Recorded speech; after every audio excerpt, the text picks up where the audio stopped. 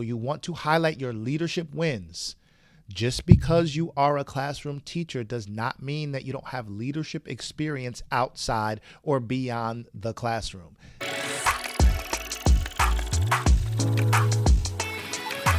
What's going on, aspiring school leader? I am Dr. Donovan Smalls II, and welcome to Beyond the Classroom. I help aspiring school leaders land their first leadership role, navigate complex dynamics, enhance communication skills, and drive instructional excellence. I know you're enjoying this episode, but I wanted to let you know about my latest book, Beyond the Classroom, helping aspiring school leaders navigate interpersonal and organizational complexities for greater instructional impact. Now, this book is going to help you navigate the learning curve as you transition from being a classroom teacher to a school leader, manage your busy schedule and reclaim your time to effectively be an instructional leader, take a holistic approach towards school leadership, and increase your instructional impact by fostering a school culture of feedback and coaching.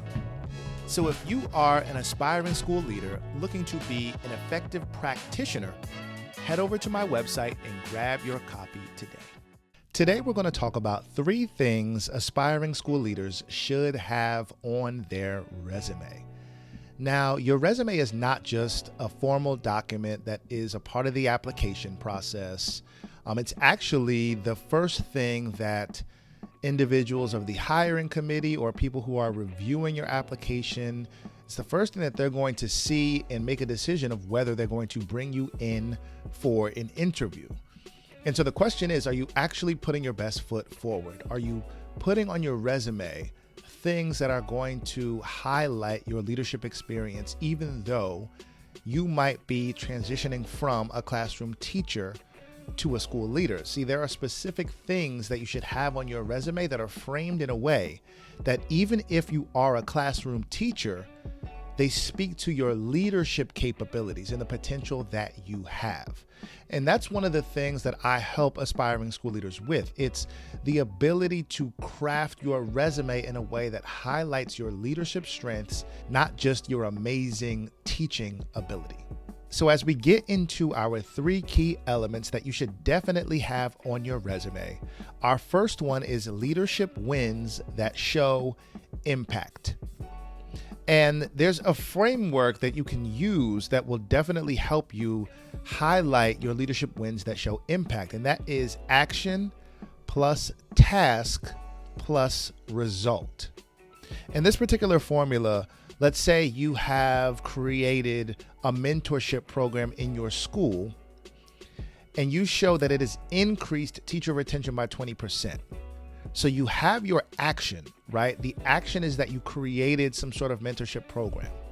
The task is that it increased teacher retention, and then the result was by 20%. So as you can see, this action plus task plus result formula, it shows that you have actually done something to move teaching and learning forward. You've actually done something that retains teachers, which we know that across the country has been an issue in education.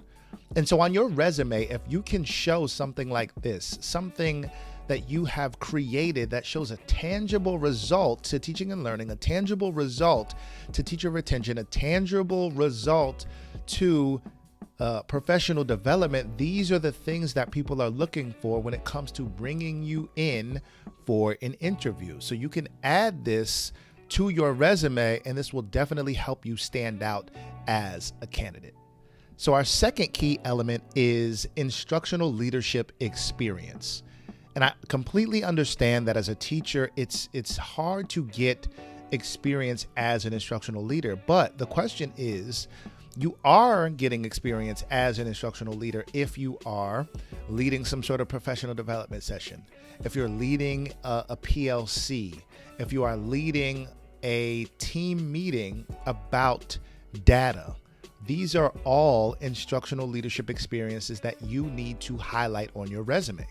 See, the issue sometimes that I see with a lot of aspiring school leaders that I work with is that we discredit, right? They discredit some of the experiences that they have as a classroom teacher, and they don't necessarily see how it tangibly connects to them being an instructional leader, that it tangibly connects to them being a school leader. And these are the things that we have to start doing in terms of highlighting the reason why we are a great candidate for the position. It's the classroom experiences that you have, but not only that, it's the professional development experiences, the little micro windows of opportunities that you have to lead your peers are the things you need to be highlighting on your resume. Some other examples of this might be your ability to lead a workshop, curriculum writing during the summer months, leveraging the data that you have in your classroom to then teach some of your peers is also a level of instructional leadership that you can demonstrate and highlight on your resume. So again, when it comes to highlighting your experiences as an instructional leader, even if you are a classroom teacher, that means that we are not discrediting anything that we do. We're just finding ways to properly and appropriately and honestly frame what I'm doing in the classroom so that it relates to me being the leader that I am going to be, the leader that I am striving to be, the instructional leader that's actually getting data-driven results. I know you're enjoying this episode, but I wanted to let you know about my latest book, Beyond the Classroom, helping aspiring school leaders navigate interpersonal and organizational complexities for greater instructional impact. Now, this book is going to help you navigate the learning curve as you transition from being a classroom teacher to a school leader, manage your busy schedule and reclaim your time to effectively be an instructional leader, take a holistic approach towards school leadership, and increase your instructional impact by fostering a school culture of feedback and coaching.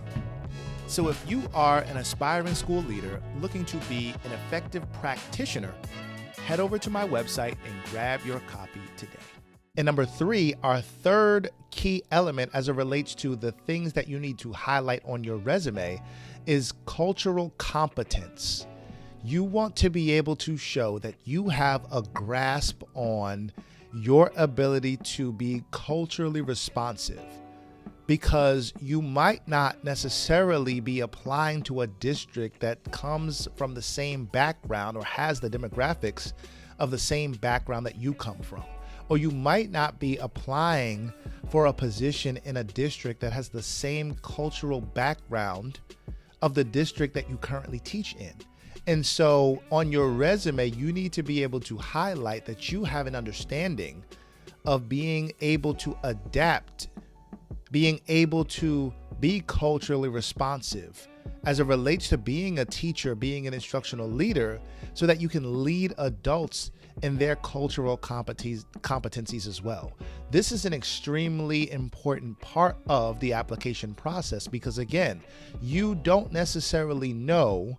I mean, you have an idea of what the demographics are going to be, right? Because if you're being proactive in this process, in your application process, you have done your research to understand the demographic of the district that you are striving to be in. However, every district is different. And so if you can demonstrate that you have a baseline understanding of what it means to be culturally competent and highlight that on your resume, whether that's through a PLC that you've attended and some of the things that you currently understand, a PLC that you lead about cultural competence, something that you've taught one of your peers, right? These are the things that we need to start bringing out on our resume to show that we understand the dynamics, the complex dynamics of different communities, the complex dynamics that our students are going to come from, and that we are being equitable in our approach to meet the student where they are.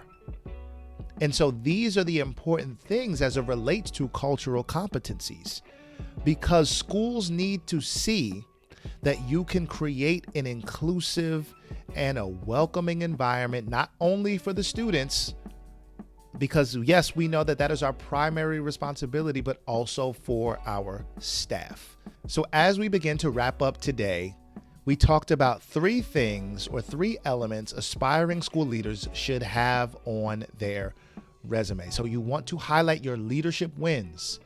Just because you are a classroom teacher does not mean that you don't have leadership experience outside or beyond the classroom. These are the things that you need to be highlighting on your resume.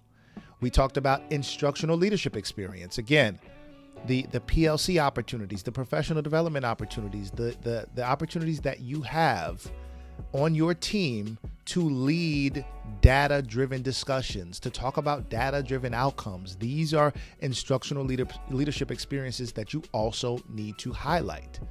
And then we talked about cultural competence, your ability to create inclusive and welcoming environments for students and staff. And the last thing that I want to talk briefly about is the aspect about cultural competence, right?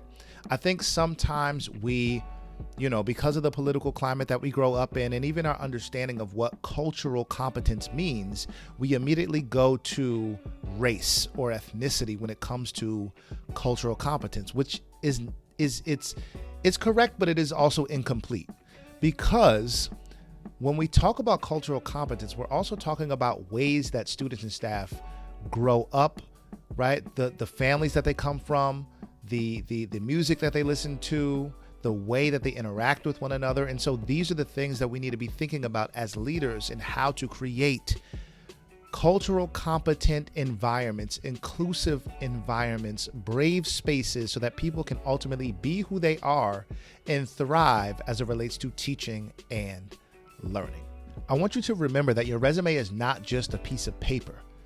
It is your first step into the door, into the application process and receiving the interview that is going to help you land your first leadership position. It's your chance to show that you are ready to lead. It's your chance to show that you are the perfect candidate for the position. As always, I hope you have a great week of teaching, leading, and learning. Take care. I love that you talked about mindset, because mindset is extremely important as you become a school leader. And so that leads us into our second complexity, which is navigating the learning curve, right? Whenever you are promoted to the next level in your career, you will always begin as a novice. So it doesn't matter that you are an effective classroom teacher, you have raving reviews from your students. Becoming a school leader is a different skill set. And so we need to start teaching aspiring school leaders that it takes a level of emotional intelligence and self-awareness to understand just because you got results doesn't mean you're going to get results here. You need to work at this. And so one of the things I constantly think about is the fact that the learning curve can be steep. As a teacher, I'm walking into the building with a set schedule. As a leader, I might have a set schedule if I'm planning properly, but it might immediately become obsolete as soon as I walk in the building. The learning curve that I had to navigate was I'm walking in the building with my bags on. Teachers are firing questions at me. I haven't even made it to my desk yet. How am I navigating that? With being tactful.